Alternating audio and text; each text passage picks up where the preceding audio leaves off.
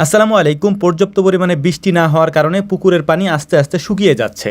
এজন্যই ভাবলাম যে আজকে পুকুরের মাছগুলিকে একটু দেখা দরকার, এর পাশাপাশি পুকুরে নেমে পুকুরের থেকে গ্যাসগুলিকে উঠিয়ে দেওয়া দরকার। এজন্যই আমরা সকাল সকাল বড় একটা জাল নিয়ে এসেছি পুকুরে মাছ ধরার জন্য। আর এই বড় জাল দিয়ে মাছ ধরার একটা সুবিধা হচ্ছে, এটা দিয়ে মাছ ধরলে পুকুরের নিচে যে গ্যাস জমা থাকে সেটা পানির নিচ থেকে উঠে যায়। তো জাল নিয়ে আসার পর আমরা ভাবলাম পুকুরে নামার আগে আমরা মূলত আগেই পানির ব্যবস্থাটা করে রাখি, অর্থাৎ আমাদের যে স্যালো মেশিনটা আছে এটাকে আমরা চালিয়ে দিই, এর পাশাপাশি আমরা মাছ ধরতে থাকি, পানিও হয়ে যাবে এর মধ্যেই। মেশিনটা যেহেতু অনেকদিন ধরে চালানো হয় না, তাই এই মেশিনটাতে বেশ কিছু সমস্যা দেখা দিল। এই সমস্যাগুলি সমাধান করে পরিপূর্ণভাবে মেশিনটাকে চালিয়ে দিয়ে তারপর আমরা পানির দিকে যাচ্ছিলাম পানিতে নামার জন্য, মাছ ধরার জন্য।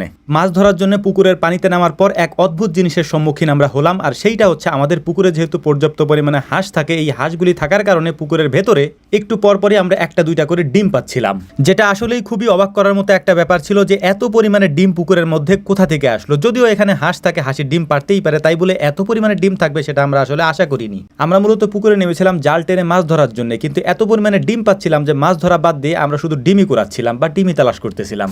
যাই হোক, আমরা এখানে এসেছি মাছ ধরার জন্য, তাই মাছ ধরার কাজটাকে আমরা প্রাধান্য দেওয়ার জন্য সবাইকে বললাম যে এগুলা বাদ দাও, মূলত আমরা যে কাজে এসেছি অর্থাৎ মাছ ধরার জন্য, সেই মাছ ধরার কাজটাই আমরা মূলত করি এখন। হাঁসে পুকুরের পানিতে ডিম পাড়ার একটা কারণ হচ্ছে আমরা হাঁসগুলিকে খুব সকাল সকাল ছেড়ে দিই, এইটা একটা কারণ যেটা আমরা আগে থেকেই জানি, তবে আমরা এরপর থেকে এই কাজটা আর করবো না ইনশাআল্লাহ। এর পাশাপাশি পুকুরের পানিতে এই হাঁসগুলি যেখানে দাঁড়ায় বা যেখানে বসে ওই জায়গাটাতে ওদের ডিম পাড়ার একটা ব্যবস্থা আমরা করে দিব। ওখানে একটা ক্যারেট দিয়ে দিব অথবা ওখানে আমরা কিছু খড় দিয়ে দিব যাতে ওরা ওটার উপরে ডিম পাড়তে পারে, এবং পরবর্তীতে ওই ডিমগুলি যাতে আমরা এখান থেকে সংগ্রহ করে নিয়ে যেতে পারি, এটার একটা ব্যবস্থা আমরা করে দেবো ইনশাআল্লাহ। জাল টানার জন্য আমাদের এখানে অভিজ্ঞ কোনো লোক নেই, অর্থাৎ এই জালগুলি টানার জন্য মূলত অভিজ্ঞ লোকের প্রয়োজন হয়, তবে আমরা নিজেরাই জালগুলি টানার চেষ্টা করতেছিলাম এবং খুব সুন্দরভাবে আমরা টেনে এনেছিও। এবং মাছগুলি দেখলাম, মাছগুলি দেখে আমাদের আসলে মন জুড়িয়ে গেছে। মাছগুলি দেখতেছিলাম আর আল্লাহ শুকরিয়া আদায় করতেছিলাম, আল্লাহ তাআলা কত নিয়ামত আমাদের জন্য রেখেছেন। আসলে আমি মাঝে মাঝে এটা ভেবে অবাক হই। যাই হোক, আলহামদুলিল্লাহ, মাছগুলি আমাদের ধরার কোনো উদ্দেশ্য নেই, এই মাছগুলিকে আমরা ছেড়ে দিব, কারণ আমরা পুকুরে জাল টান দিয়ে এর নিচ থেকে যে গ্যাস রয়েছে পুকুরের মাঝখানে, কারণ পানি যেহেতু অল্প,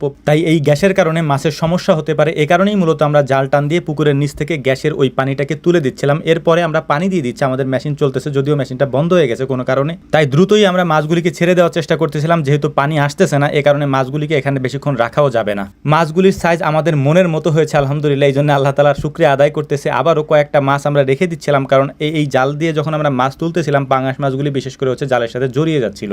এই কারণেই যে মাছগুলি আমরা রাখছি, এই মাছগুলো হচ্ছে যে জালের সাথে আটকে গিয়ে যে অসুস্থ হয়ে গিয়েছে এবং পরবর্তীতে এগুলো মারা যাওয়ার সম্ভাবনা থাকতে পারে, এই কারণে মাছগুলিকে আমরা রেখে দিয়েছি আলহামদুলিল্লাহ। মাছ ধরা মোটামুটি আমাদের শেষ। আমরা যেহেতু 4-5 জন মিলে তারপর পুকুরের মধ্যে নেমেছিলাম, তো মূলত আমাদের যে কাজটা বা যে উদ্দেশ্যটা ছিল যে পুকুরের মাঝখান থেকে কাদার মধ্যে থেকে যে গ্যাসটা আছে সেটাকে উঠিয়ে দেওয়া, সেই কাজটা আমরা করতে পেরেছি। এটা করার পর মাছগুলিকে নিয়ে আমরা চলে যাচ্ছি। এর পাশাপাশি আমরা আবারও মেশিনটাকে চালিয়ে দিচ্ছিলাম, কারণ মেশিনটা হচ্ছে বারবার ডিস্টার্ব দিচ্ছিল, তবে এখনো পর্যন্ত আলহামদুলিল্লাহ চলতেছে মেশিনটা। তো যাই হোক, আমাদের জন্য দোয়া করবেন, আল্লাহ তাআলা যেন আমাদের ব্যবসায় বারাকা দান করেন। আসসালামু আলাইকুম ওয়া রাহমাতুল্লাহ।